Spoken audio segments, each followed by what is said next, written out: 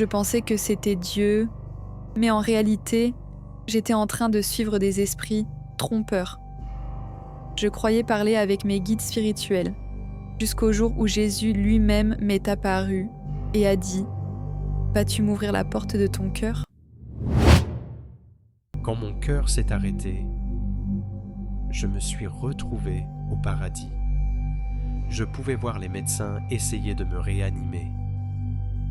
Puis, en un instant, je me suis retrouvé devant mon père décédé. Et au loin, j'ai aperçu Jésus. Je peignais tranquillement chez moi, puis, sans aucune raison, je me suis effondrée sur ma toile. Dans mon sommeil, j'ai vu des centaines de personnes être emportées vers le ciel, et à mon réveil, 3 témoignages. Une même réalité, invisible. Bonjour tout le monde, je m'appelle Samantha et voici mon témoignage sur la façon dont Jésus-Christ a sauvé ma vie. Pour faire court, je n'ai pas grandi dans une famille chrétienne. Mes parents ne m'ont jamais parlé de Jésus. Ils ont divorcé quand j'étais en maternelle et beaucoup de péchés sont entrés dans ma maison et dans ma vie, ainsi que beaucoup de traumatismes à un très jeune âge. J'ai commencé à faire la fête très jeune. Je croyais un peu ce qu'on nous disait à l'école, à savoir que nous descendions des singes, qu'il y a eu le Big Bang et tout ce genre de choses. Avançons jusqu'en 2019, j'ai commencé à vivre un éveil spirituel. Je me suis intéressée à l'astrologie et j'ai commencé à avoir le nombre 11 partout. Alors, j'ai cherché et c'était du genre « Oh, ce sont tes anges, tes guides spirituels et tout ce genre de choses ». Et tout ce qui concerne le New Age est apparu et j'ai commencé à m'y plonger profondément. Je ne l'oublierai jamais, je suis allée sur YouTube et une vidéo de tarot est apparue. C'était du genre « message pour un scorpion » et tout ce genre de choses. Et c'était exactement ce que j'étais en train de vivre à ce moment-là. Quand je vous dis que ces esprits malveillants, ces esprits familiers, étaient littéralement en train de lire dans ma vie à travers cette lecture. Ok, alors je me suis dit « Oh mon Dieu, ça doit être Dieu ». Je suis passée d'aucune spiritualité à la spiritualité New Age. Donc pour moi, ça ressemblait à Dieu. Et c'était facile. L'ennemi s'était déguisé en ange de lumière et j'ai été trompée par la fausse lumière. Alors j'ai commencé à être une évangéliste pour l'ennemi. Je partageais, je faisais des soins Reiki, je faisais des lectures pour les gens, je faisais de l'astrologie, des thèmes astro et tout ce genre de choses. Je croyais vraiment que je guérissais les gens et que je les aidais, que j'étais une guérisseuse. Mais c'était de l'orgueil spirituel pur, parce que Jésus-Christ est le vrai guérisseur. Donc à cette époque, je croyais en Jésus, je savais qu'il avait existé, mais je pensais qu'il n'était qu'un prophète. Je ne comprenais pas qu'il était mon créateur, le Dieu très haut.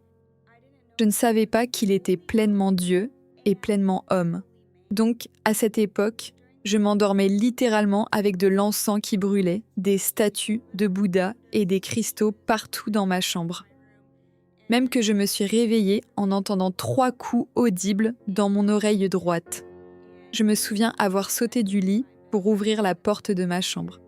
Parce que je pensais que quelqu'un était là, mais il n'y avait personne. Alors je suis allée à la porte d'entrée. Il n'y avait personne non plus. Je vais juste retourner dormir. Et alors que je dormais, j'ai fait un rêve ou une vision d'un escalier dans les nuages et d'une porte. Et j'ai entendu, dans mon esprit, « Vas-tu ouvrir la porte de ton cœur pour moi ?»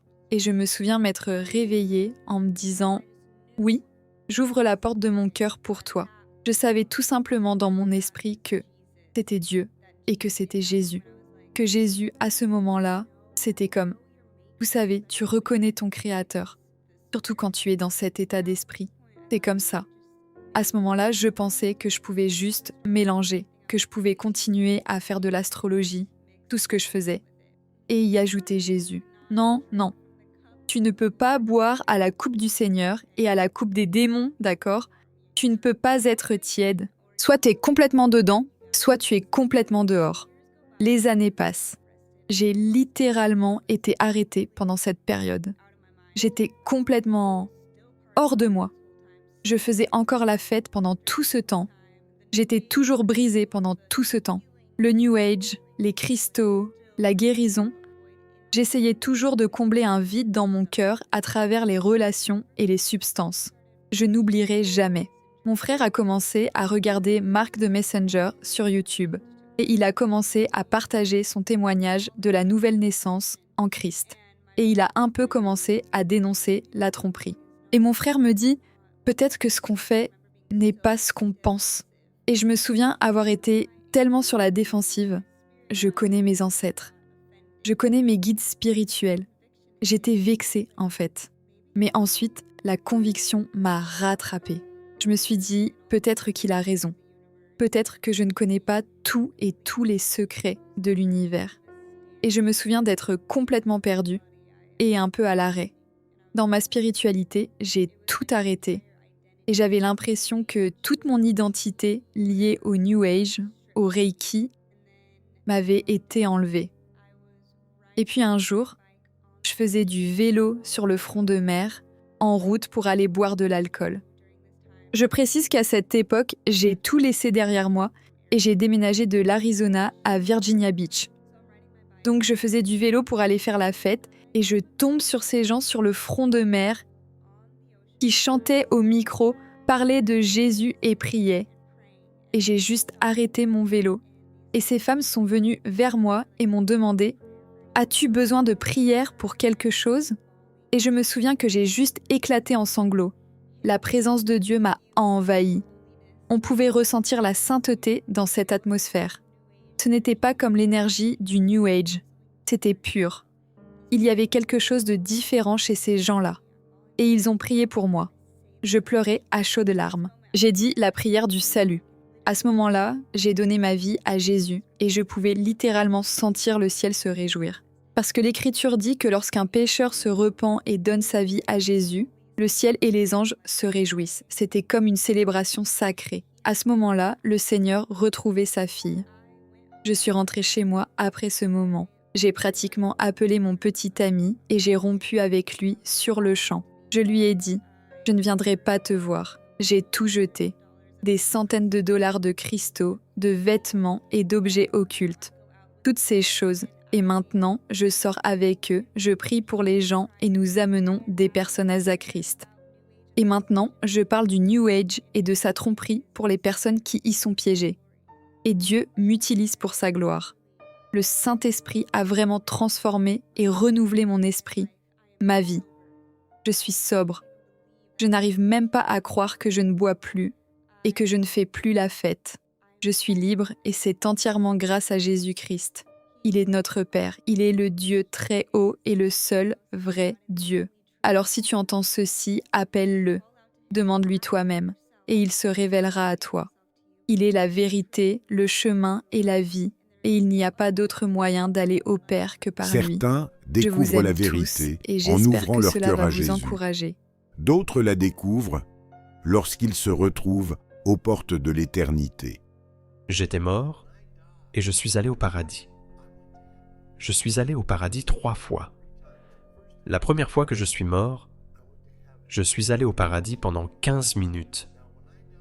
Alors, quand je suis mort la première fois, je flottais un peu au-dessus de mon corps dans la salle d'opération, dans la salle de soins intensifs. Et j'ai regardé en bas, et je pouvais tout voir se dérouler. Je pouvais les voir faire le massage cardiaque. Je pouvais voir tout le monde là en bas. Et plus tard, quand je les ai approchés et que je leur ai dit ce qu'ils faisaient, ils étaient stupéfaits. Parce que personne ne sait ce qui s'est passé. Je regardais en bas et je me suis un peu déplacé dans le couloir et j'ai vu ma femme en train de pleurer, effondrée en larmes. Et je suis un peu revenu. Puis quand je suis rentré, c'était instantanément, aussi vite que ça. J'étais de nouveau au paradis. Je ne suis pas passé par un tunnel, ni vu de lumière. J'étais instantanément au paradis. Et je me tenais là, tout simplement émerveillé. Au moment où je suis entré au paradis, la paix et l'amour, la sérénité, les sensations qui m'ont submergé et ont imprégné chaque partie de moi. La paix, le calme, l'amour que j'ai ressenti était incroyable. Et je me tenais là, un peu juste à l'extérieur de la cour intérieure, et je regardais les arbres.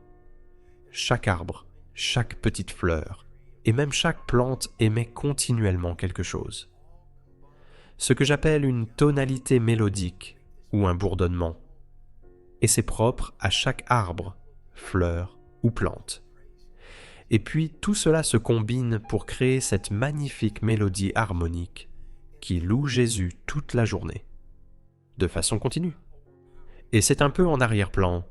Je veux dire, ce n'est pas envahissant. Ce n'est pas comme si cela t'empêchait de parler, mais c'est comme un bruit de fond qui est là. Et si tu t'arrêtes, tu peux écouter et vraiment en profiter. Mais je sais que Jésus l'entend toute la journée. Et en plus de ce bourdonnement mélodique, chaque fleur, chaque arbre, chaque plante a ses propres petites odeurs uniques. Chacun a son propre parfum. Et comme la tonalité qu'ils émettent, chacun, tous ces parfums se mélangent et créent le plus beau parfum dans l'air que tu puisses jamais sentir. J'ai regardé au loin et j'ai vu, dans la cour intérieure, une silhouette que j'ai reconnue. Et j'ai regardé, et c'était mon père. Mon père était décédé à 92 ans en 2011. Il avait l'air comme je me souvenais de lui dans ma jeunesse. Donc c'était mon père, en parfaite santé, heureux. Et il était là-bas, en train de s'occuper des haies, des fleurs, et tout ça dans la cour intérieure. J'appelle ça la cour intérieure. C'est un peu là où se trouve Jésus. C'est immense, si tu peux imaginer, juste des rangées d'arbustes et de fleurs entre les arbres, qui s'élèvent très haut, et le fleuve de la vie la traverse en plein milieu. Et j'ai vu mon père, et je me suis approché de lui. Je me suis avancé vers lui et j'ai dit « Papa ?» Et il répond « Oui ». Et je dis « Suis-je au paradis ?» Et il répond « Oui, oui, tu y es. » Et nous avons un peu parlé, vous savez, de différentes choses, de la beauté et de tout ce que c'était. Et j'ai remarqué dans la lumière, au loin, une silhouette. Et j'ai demandé « Qui est-ce » Il dit « Qui penses-tu que c'est ?»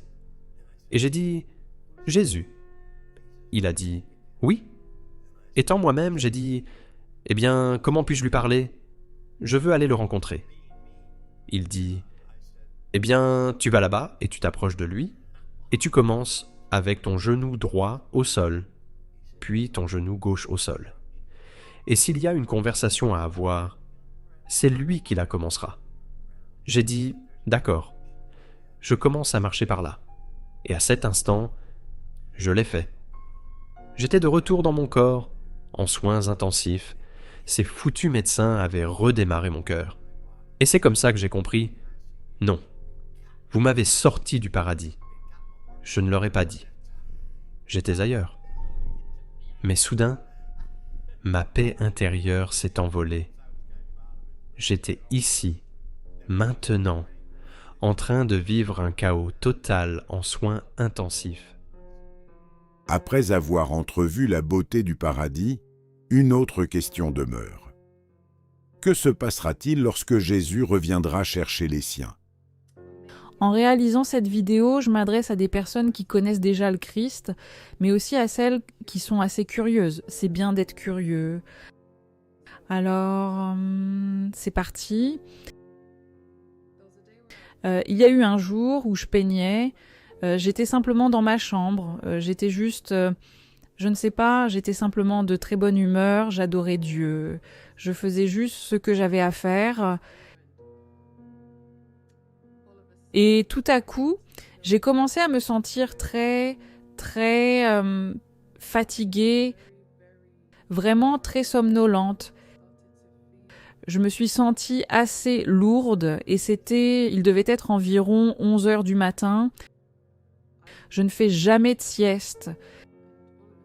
Et tout à coup, je me suis effondrée sur mon visage pendant que je peignais. Ma tête était sur ma toile et je me suis endormie. Mais vous voyez, dans mon sommeil, j'ai vu quelque chose. J'ai vu une immense ligne d'horizon bleu.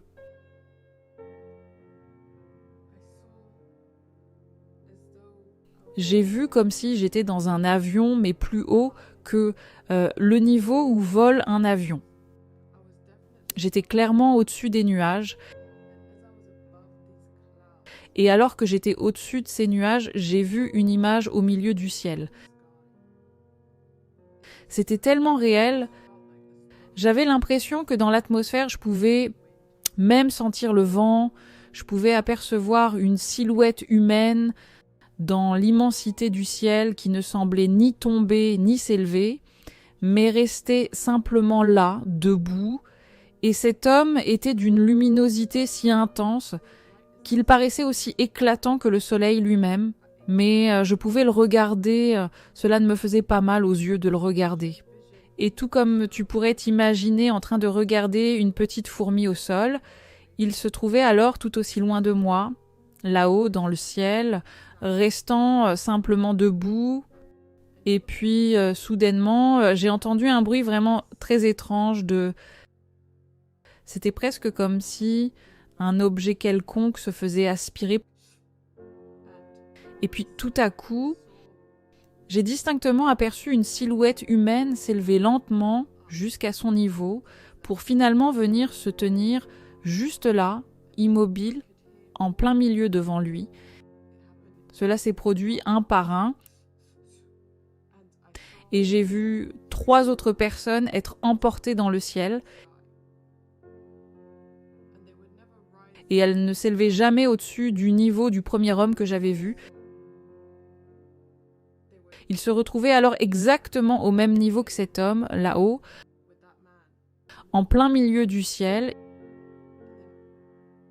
Et plus cela durait, plus de personnes étaient aspirées dans le ciel sans aucune interruption. On entendait ce bruit d'aspiration, tandis que de plus en plus de gens étaient violemment emportés vers les hauteurs du ciel, tellement rapidement, jusqu'à ce que cela atteigne 100, puis 1000. Et chaque fois que je voyais une autre personne monter, une grande silhouette, un chiffre, des numéros apparaissaient, et cela atteignait des centaines et des milliers. Je ne sais pas si cela a atteint des millions, mais tout ce que je sais, c'est que vers la toute fin de cette vision mystérieuse, j'ai aperçu un homme debout, au beau milieu du ciel, entouré par d'immenses foules de gens qui étaient tous progressivement emportés vers les hauteurs célestes. Il ne dépassait jamais son niveau, il restait à hauteur des yeux. Et puis, je me suis réveillée. Vous voyez, quand je me suis réveillée, j'avais de la peinture dans les cheveux et sur le visage. Parce que ce jour-là, je m'étais endormie presque comme si j'étais tombée en transe. Et j'avais complètement mon visage recouvert de peinture grise de ma toile et de la peinture dans les cheveux. Et qu'est-ce que j'ai fait ? Je l'ai peint. J'ai peint ce que j'ai vu. J'ai peint cette vision.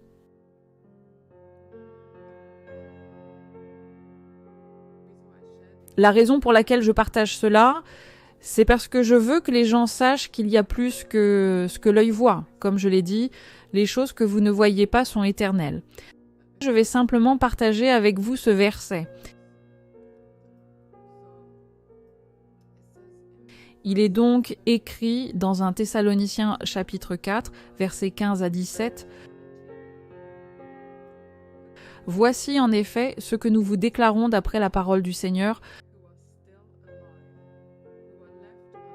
Nous les vivants, restés pour l'avènement du Seigneur, nous ne devancerons pas ceux qui sont décédés.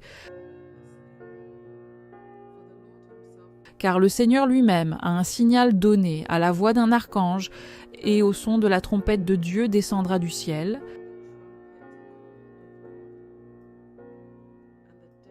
Et les morts en Christ ressusciteront premièrement. Ensuite, nous les vivants, qui serons restés, nous serons tous ensemble enlevés avec eux sur des nuées, à la rencontre du Seigneur dans les airs, et ainsi nous serons toujours avec le Seigneur. C'était ma vision.